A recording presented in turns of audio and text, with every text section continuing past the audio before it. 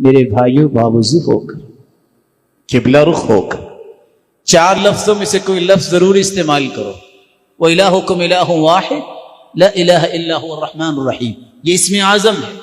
دوسرا لفظ الف لام میم اللہ لا الہ الا هو الحی القیوم.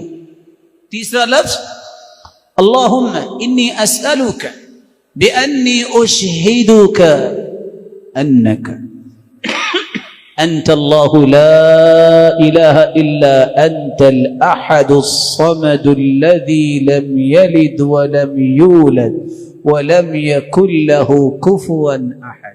چوتھا لفظ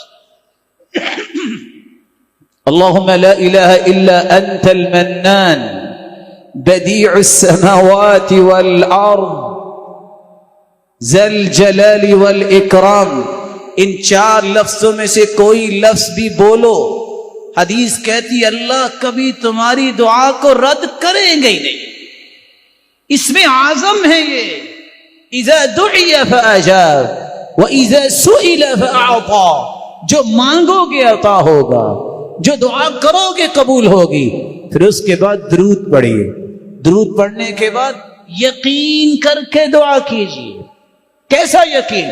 ادعوا اللہ وانتم موقنون بالاجابہ.